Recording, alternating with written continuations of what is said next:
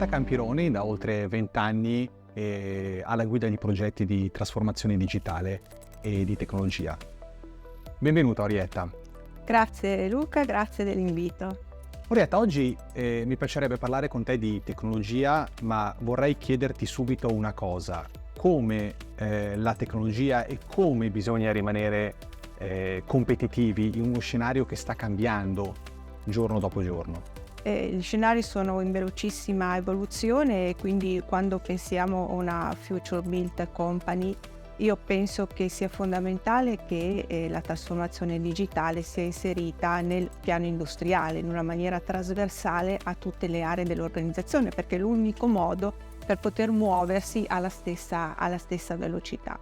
Credo anche che sia molto utile pensare a un modello hub and spoke che favorisca un coordinamento, che sia anche una linea di indirizzo sempre per tutte le business unit e le aree, che consenta di armonizzare l'innovazione, la digitalizzazione e la trasformazione. Penso in fondo a un modello che gestisca in maniera lean la complessità. Quindi immagino sia fondamentale una visione strategica e una visione di leadership. Assolutamente. È fondamentale la visione strategica, la visione di leadership, proprio perché è su queste che si deve costruire il futuro.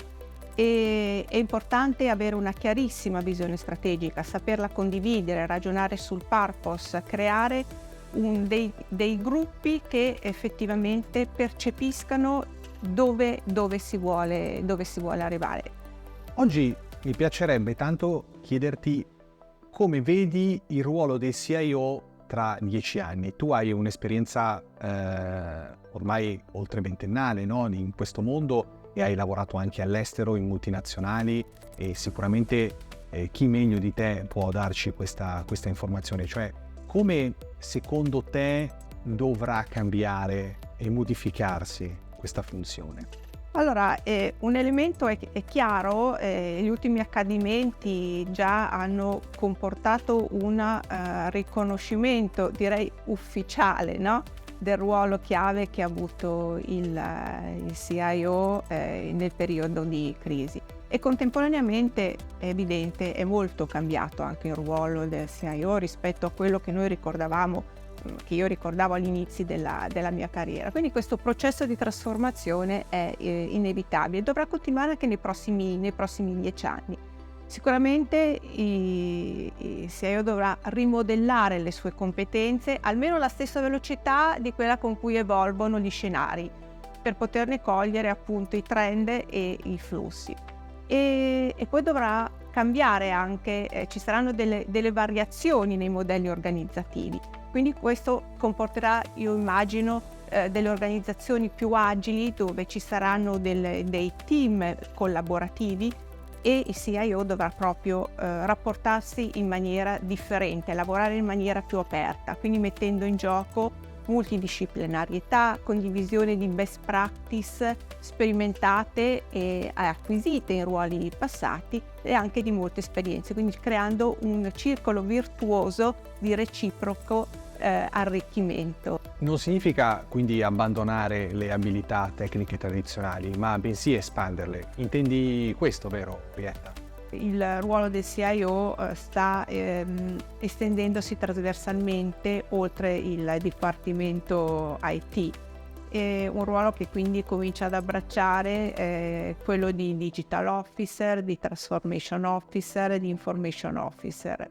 Un'espansione molto interessante perché favorisce l'orchestrazione e l'integrazione di strategie che altrimenti potrebbero risultare molto frammentate nell'azienda, e quindi in questo contributo suo riesce con una visione veramente integrata e olistica a contribuire alla creazione di un valore condiviso insieme agli altri C-level per tutta l'organizzazione. Quali sono i suggerimenti che ti senti di dare a chi vuole intraprendere questa carriera e chi ambisce a posizioni di leadership nel mondo IT? Molto spesso ho detto alle ragazze che devono osare, che devono veramente non porsi dei limiti, non autolimitarsi e devono continuare ad avere la voglia di seguire le proprie passioni, di apprendere, di avere curiosità. Inoltre dico sempre che non si devono lasciare scoraggiare da errori e da fallimenti, perché ce ne saranno sicuramente, però si devono sempre utilizzare come un'ulteriore occasione di crescita e di perfezionamento.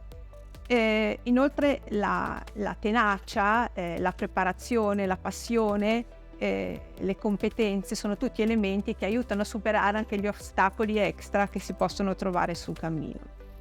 Aggiungo sempre anche un'altra cosa, dico che non devono aspettare troppo però a fare questo balzo, a lanciarsi, perché a volte si attende di raggiungere una perfezione completa, no? Invece no, bisogna effettivamente avere il coraggio e la determinazione di farlo questo passo, sorretti anche dalla consapevolezza che poi il tempo per continuare ad imparare ci sarà sempre e sarà appunto un apprendimento continuo. Orietta, grazie per gli spunti che ci hai dato, e è stato un piacere conversare con te oggi, e a presto. Grazie a te Luca, a presto.